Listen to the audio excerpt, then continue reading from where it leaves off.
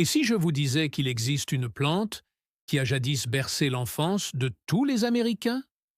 Elle poussait à l'état sauvage sur la moitié du continent. Les Amérindiens la vénéraient depuis 10 000 ans. Les colons la considéraient comme un trésor inestimable. En 1900, toutes les grand-mères américaines savaient en préparer une infusion printanière. Puis, en 1960, la FDA l'a interdite, non pas parce qu'elle était dangereuse, mais parce que la même huile aromatique qui donnait son goût à la root beer allait un jour menacer un système de lutte contre la drogue pesant des milliards de dollars. Il s'agit du sassifras, l'arbre qui a sauvé les colons de la famine. L'arbre qui est devenu le deuxième produit d'exportation américain après le tabac.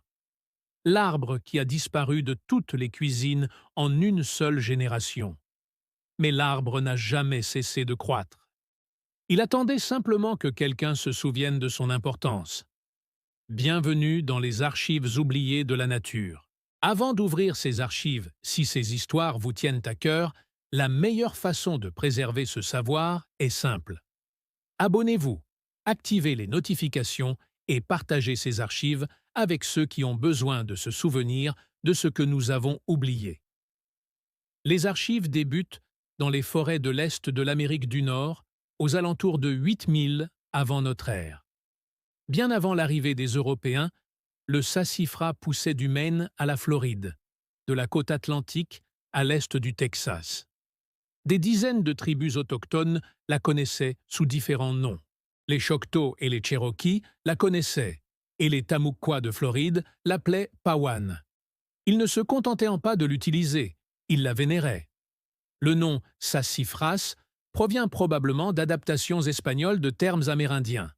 Les Nipmuc l'appelaient Sasank-Pamuk.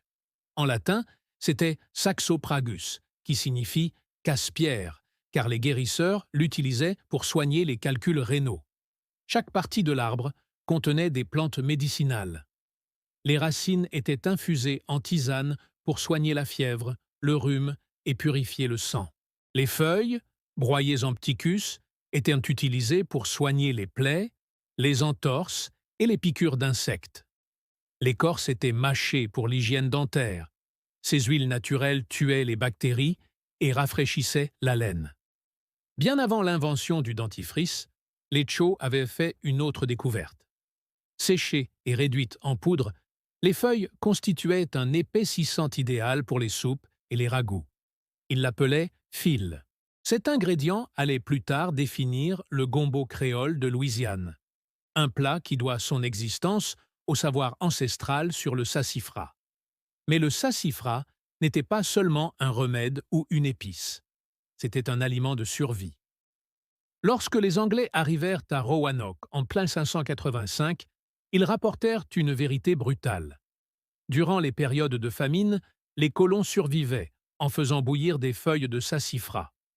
Le mucilage contenu dans ces feuilles leur fournissait des calories lorsque rien d'autre ne poussait.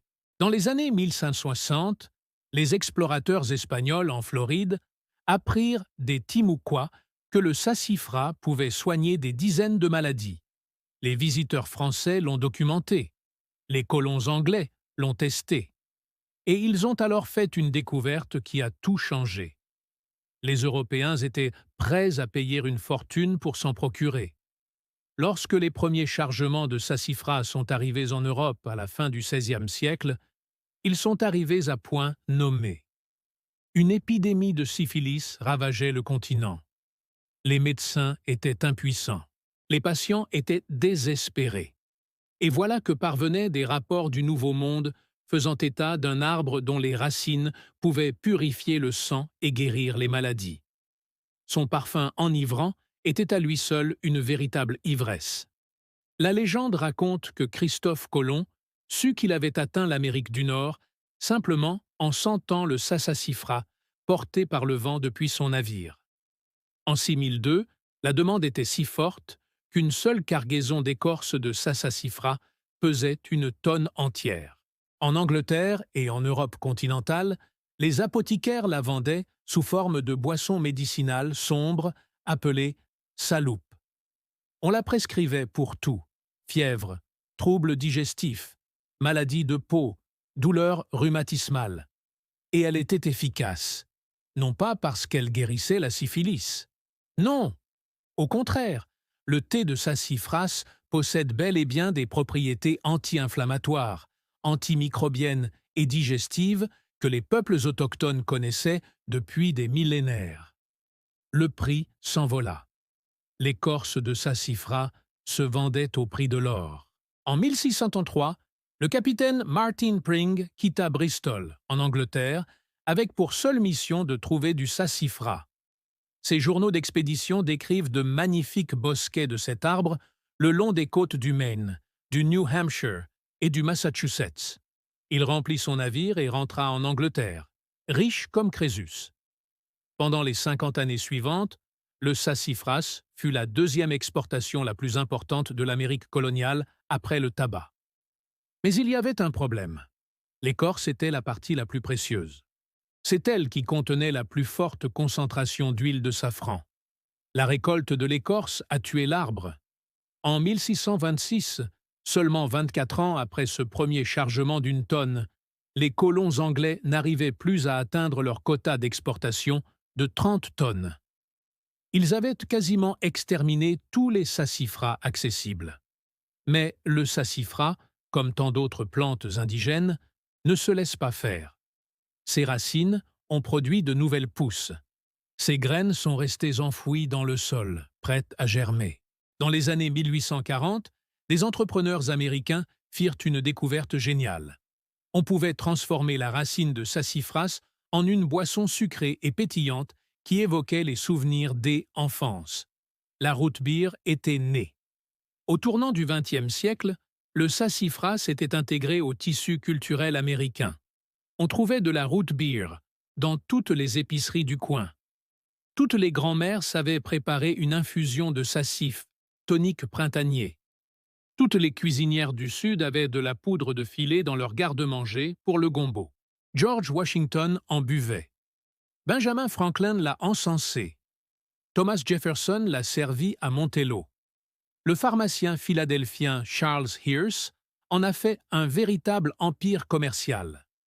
La Root Beer Hires est devenue une marque incontournable, présentée comme une alternative saine à l'alcool.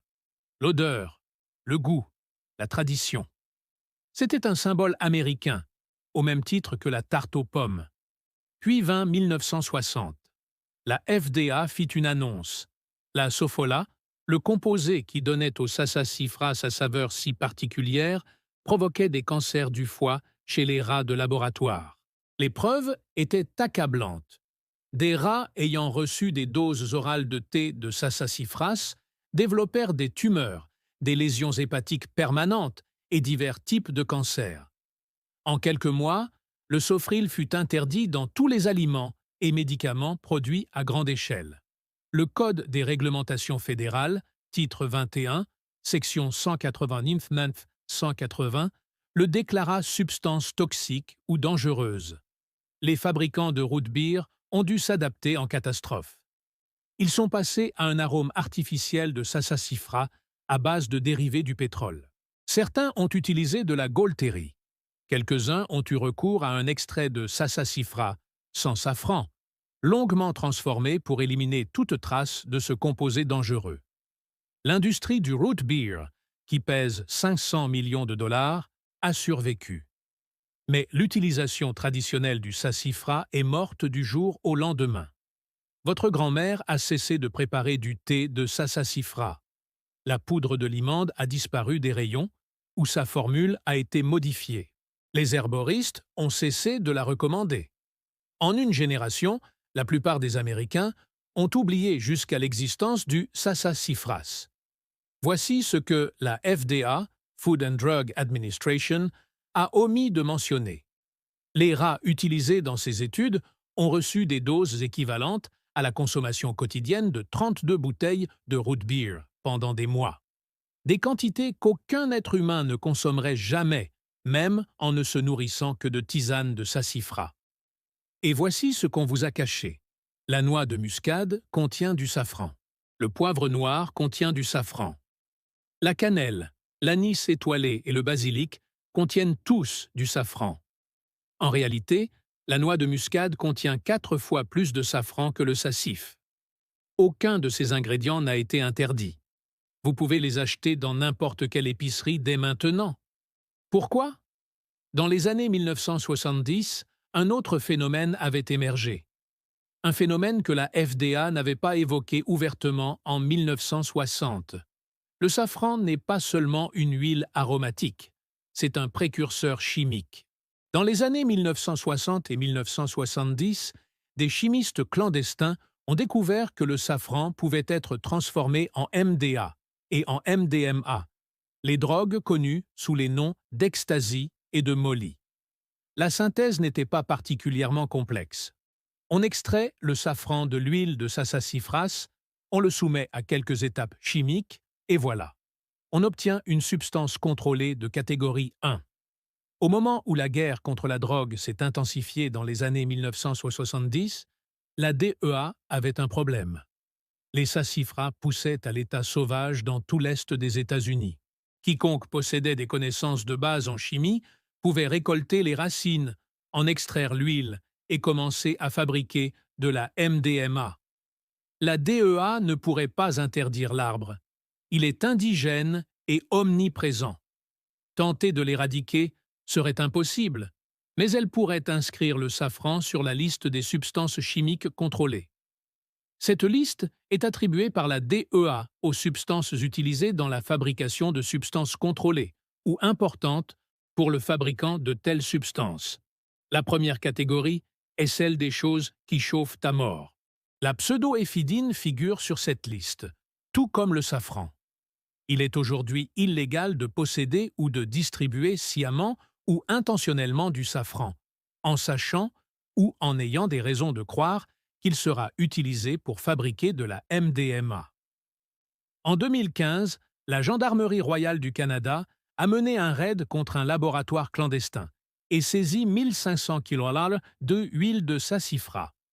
Selon les médias, cette huile aurait permis de fabriquer 4,2 millions de comprimés d'ecstasy. Réfléchissez aux conséquences. Un arbre utilisé sans danger par les Amérindiens depuis 10 000 ans a été classé comme précurseur de drogue. Non pas parce qu'il est dangereux dans son usage traditionnel, mais parce qu'il pourrait être transformé en arme par des personnes disposant de matériel de chimie. L'interdiction de la FDA en 1960 n'était pas vraiment liée au cancer. Il s'agissait de contrôle, de s'assurer qu'un composé naturel facilement accessible ne puisse pas alimenter la fabrication de drogues illégales. Mission accomplie. Une plante disparaît donc de l'alimentation américaine, tandis que la noix de muscade et le basilic sont épargnés. La différence? Impossible de transformer efficacement la noix de muscade du commerce en comprimé d'ecstasy.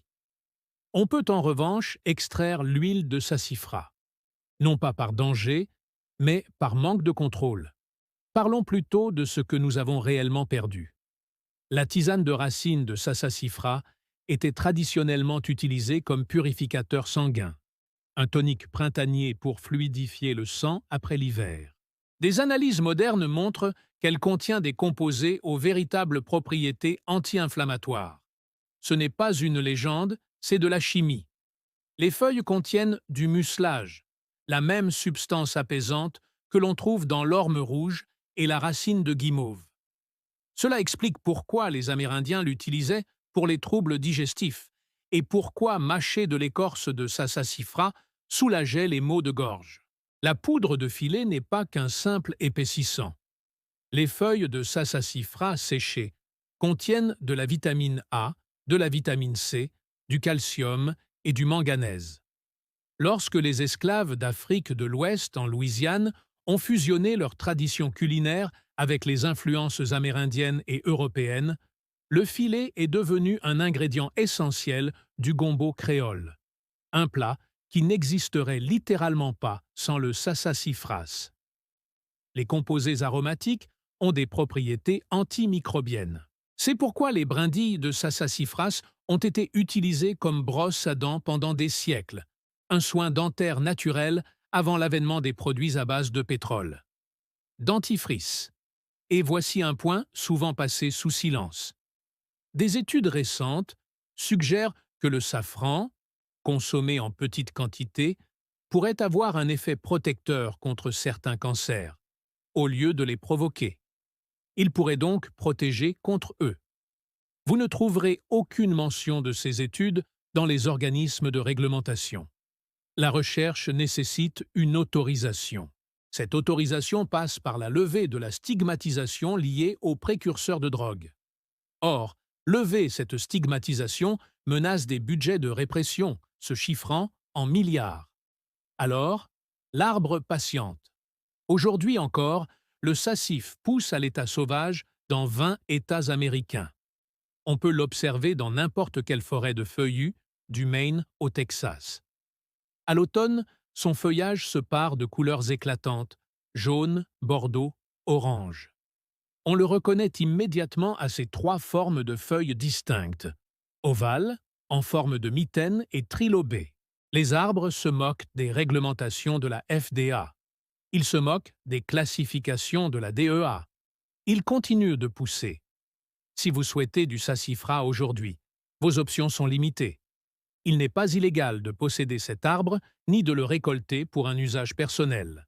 Les restrictions s'appliquent à la vente, à l'importation et à la distribution de produits contenant du safran. Certaines personnes préparent encore du thé de sassafras à partir de racines sauvages. Elles savent qu'il faut l'utiliser avec modération, selon la tradition, et non aux doses massives qui ont nui aux rats de laboratoire. On peut acheter en ligne de l'extrait de sassafras sans safran, transformé, épuré et dilué. Ce n'est pas la même chose. Le composé qui a fait la valeur du sassafras pendant des millénaires a été éliminé pour se conformer à la réglementation. Pendant ce temps, la noix de muscade se trouve déjà sur votre étagère à épices, contenant 4 fois plus de safran que le sassifras. Le poivre noir, la cannelle et le basilic sont parfaitement autorisés. L'histoire du sassifras s'inscrit dans un phénomène plus vaste. Lorsqu'une plante est utilisée sans danger depuis des millénaires, mais menace une industrie lucrative ou les mécanismes de contrôle gouvernementaux, elle devient une cible. La justification change. Tantôt elle est qualifiée de dangereuse, tantôt de précurseur de drogue. Mais le résultat est toujours le même. Les savoirs traditionnels disparaissent. Les alternatives naturelles s'évanouissent. On oublie. Votre arrière-grand-mère savait préparer du thé au sassifras. Votre grand-mère se souvient peut-être du goût de la vraie root beer. Vous ignorez probablement même à quoi ressemble cet arbre. Une seule génération suffit à effacer 10 000 ans de savoir ancestral. Ironie du sort, le sassifras pourrait jouer un rôle en médecine moderne. Ses composés anti-inflammatoires, ses propriétés antimicrobiennes et son usage traditionnel pour faciliter la digestion. Tout cela mérite d'être étudié. Mais la recherche nécessite une approbation réglementaire. L'approbation exige la levée de la stigmatisation liée aux précurseurs de drogue. Or, cette levée menace des budgets de répression se chiffrant en milliards. C'est pourquoi l'arbre, qui pousse paisiblement dans les forêts américaines, se pare de feuilles chaque printemps, offrant ses bienfaits à quiconque s'en souvient. L'histoire du sassifras n'est pas celle d'une plante, mais celle du contrôle du savoir. Pendant 10 000 ans, les peuples autochtones ont su utiliser le sassifras sans danger. Pendant 400 ans, il a fait partie intégrante de la culture américaine. Puis, en 2 décennies, de 1960 à 1980, il a disparu. Non pas parce que la science avait démontré sa dangerosité aux doses traditionnelles, mais parce que la bureaucratie, les services de lutte contre le trafic de stupéfiants et les intérêts des entreprises se sont conjugués pour le faire disparaître. L'arbre est toujours là. Ses connaissances sont encore récupérables. Mais chaque année qui passe, les souvenirs s'estompent. Les aînés qui ont grandi en buvant du thé de sassif disparaissent. Les recettes se perdent. Les enfants grandissent en croyant que la root beer est un produit de laboratoire et non le fruit de racines. Ce n'est pas un problème isolé au sassif. C'est un phénomène récurrent. Lorsque des plantes offrent des alternatives aux médicaments, elles sont scrutées de près. Quand elles ne peuvent être brevetées, elles sont ignorées. Quand elles menacent les systèmes de contrôle, elles sont interdites. Le sassif menaçait les deux. Un composé naturel accessible à tous, une saveur qu'aucune entreprise ne pouvait s'approprier, une tradition qui ne nécessitait aucune autorisation. Alors, il a fallu l'éliminer. Mais voici ce qu'ils n'ont pas pu effacer: les arbres, les racines, les graines qui sommeillent dans la terre. Le sassif attend, non pas une autorisation, mais une reconnaissance. Il nous suffit de dépasser les réglementations et de voir ce qui a toujours été là. Un arbre auquel les Amérindiens ont fait confiance pendant 10 000 ans, sur lequel les colons ont compté, qui a bercé l'enfance américaine. Il n'a jamais cessé de nous offrir ses bienfaits. Nous avons simplement cessé de le remarquer.